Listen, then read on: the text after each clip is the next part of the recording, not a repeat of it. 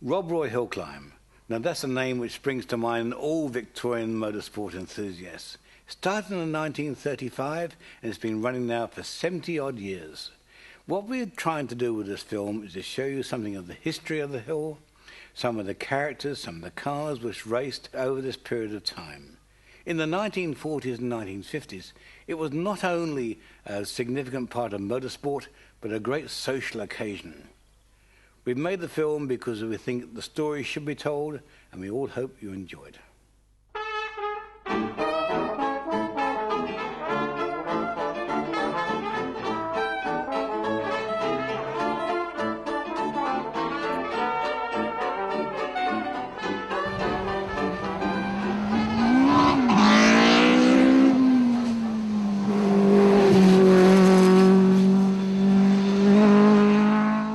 Very much sacred ground to any hill climber in Australia. Rob Roy started in 1935 and based very much on the famous English hill climbs of Shelsley Walsh and Prescott, but still operating now after 70 years, set here in the beautiful Victorian countryside. The property is situated in the Christmas Hills near Yarra Glen in Victoria. Originally, it was a Shetland pony stud farm, and being Scottish Shetland ponies, they were, of course, Rob Roy Shetland ponies. Eventually, the farm would evolve into a public picnic area known as Clinton's Pleasure Grounds. These facilities would greatly add to Rob Roy's attraction and enormous popularity as a premier motorsport venue. I heard about this Rob Roy thing, and I went over to look at it, and I met the gentleman that owned it, called Bill Clinton. But one of the most memorable things I can remember about him was that it was Kangaroo Ground, which was a picnic ground. And some people came in to have a barbecue, and they got hold of his picket fence, and they took parts of his picket fence down and had a beautiful barbecue with some booze and whatnot. And Bill didn't say anything to them at all. And the next day, at about 5 o'clock, on the front lawn of a house in one of the suburbs of Melbourne, was Bill Clinton and his friends having a marvellous barbecue with the picket fence on the front lawn of this man's garden. They'd followed him home and paid the same compliment. Bill was not frightened of using the knuckle. If somebody wanted to get rough, Bill was very, very capable. Do I know him? That's, to my mind, that's Bill Clinton, a very great man.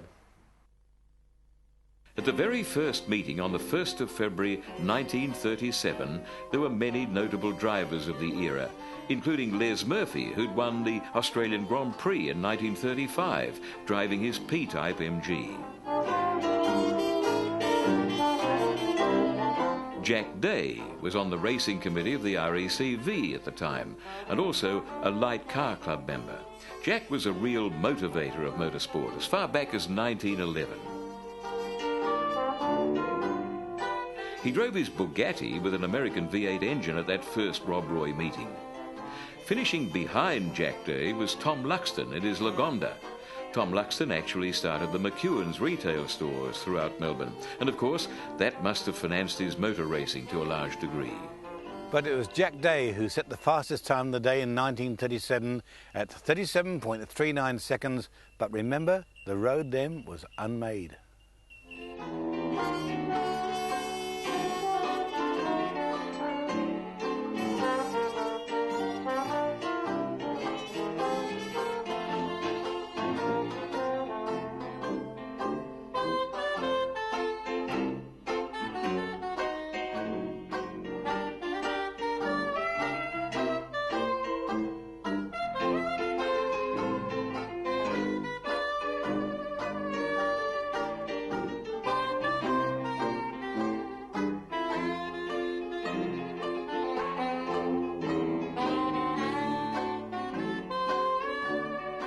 Bill Lowe drove at Rob Roy in that first event, and I've got photographs of him coming up through Tin Shed Corner, and there's great plumes of dust coming from his wheels.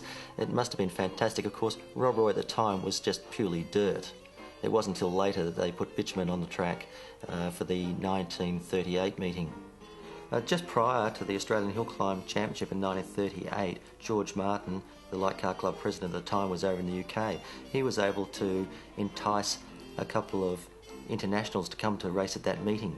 One of them was Peter Whitehead, who raced at the Bathurst Grand Prix in '38, won that, and then came down here to Rob Roy to compete.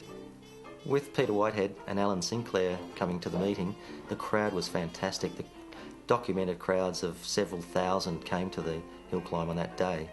Two of Peter Whitehead's main competitors were Jack Day and Tim Joshua.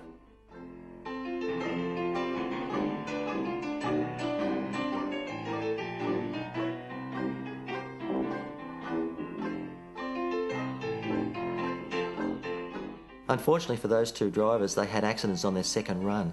Peter Whitehead kept improving on each run, and as he came around Skyline, you could see the dust just coming off the wheels under full pressure. As kids, we'd been very interested in motorsport because my father was a member of the Light Car Club and had done several trials. And we've got the English magazines, and I realised that Peter Whitehead, who I've been reading about, was coming out, and my father said, "Okay, well, I'll take you to Rob Roy Hill Climb, where he's competing this weekend." He was pretty casual about everything, of course. He wouldn't wear a crash helmet, and he managed to make fastest time of the day. It was a very impressive sound. I'd never heard a noise like it before.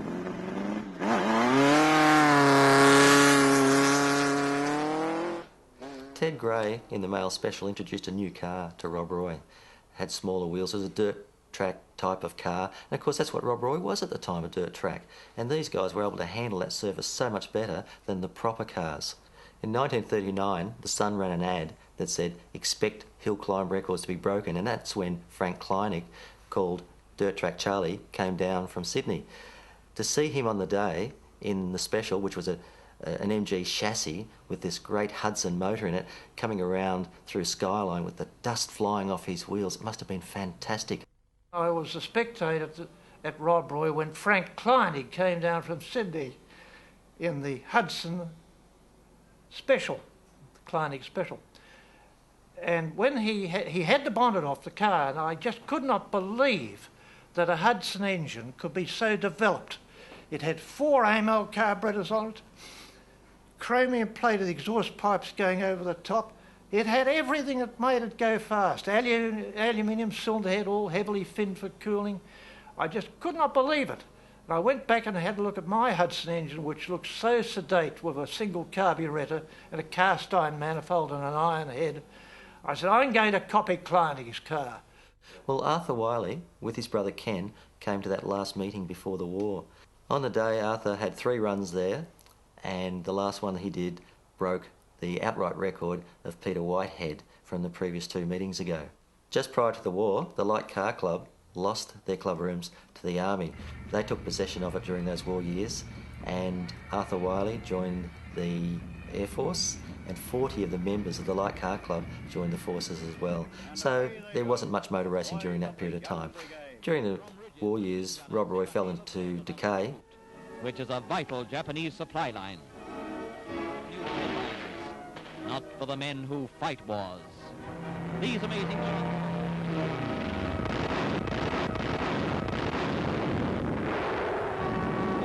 never dim are laid to eternal rest. Tread softly, for the valiant sleep in hallowed ground. As the war came to an end, motoring enthusiasts were getting excited about starting their motor racing again. Rob Roy did start up again straight after the war. It was a motorcycle event run by the Harley Motorcycle Club, and the Light Car Club were actually invited to join them on the day, and that was the first meeting after the war.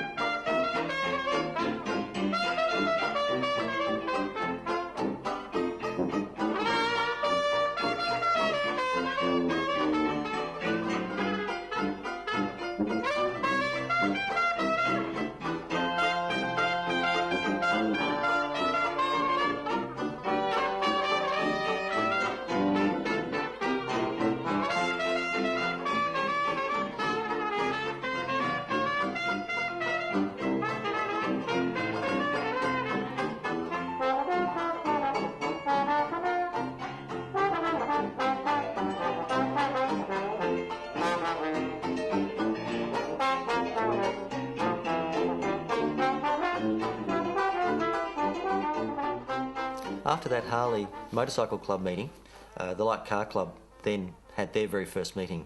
There were a few of the old people there, but there was a new breed of driver, and they included people like Lex Davison, Bill Patterson, Bib Stilwell. Lyndon Duckett, a very good friend of Lex Davison, was there on the day in his beautiful Mercedes Semmering, as well as his Anzani Bugatti. The memorable occasion up at Rob Roy for me was at the end of the meeting, late in the afternoon.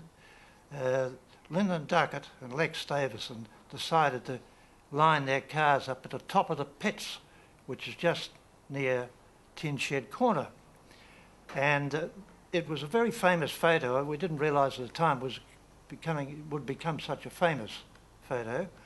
It showed Lyndon with the Semmering chain drive Mercedes, Lex with a 38250 Mercedes, and the little Alpha of Lex's, and also the Anzani Bugatti.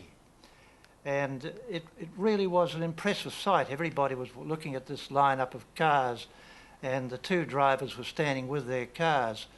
And it was really something that impressed me, that the chain drive Mercedes was a car which was unique, I think, in the world.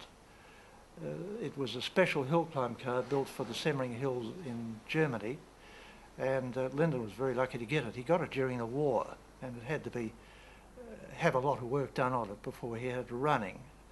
And I was very lucky when I was 16 years old to be allowed to drive it. It was quite an experience, I can add. Terrific power. The acceleration was out of this world. This was on Australia Day 1943, because the war was raging and everything was going on, and you couldn't get petrol too easily.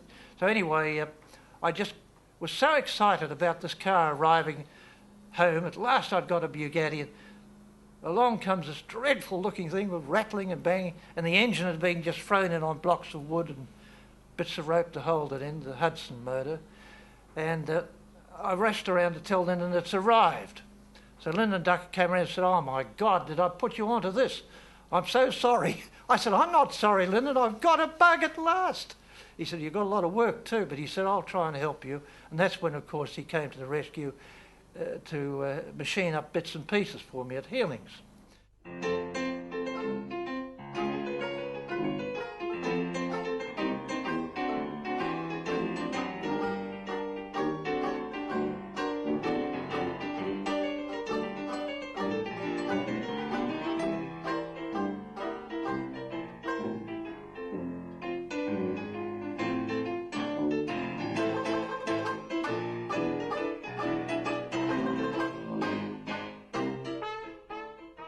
One of the greatest specials built in Australia took place shortly after the war, when Charlie Dean heard about a German scout car, which was a big armoured car that the Germans used, and it was sitting out here in Australia for evaluation. He went and had a look at it, and he bought it for £30. It had a 3.8 litre six-cylinder engine in it, and he said, that'll make a good special. Took the engine out, built a chassis, two tubular steel chassis rails, put a Studebaker front end on it, put a Lancia back end on it, a Fiat gearbox, and took it to Rob Roy with two seats mounted on it, drove it in chassis form, broke the record in the open class, and that car went on to defeat the best in the world.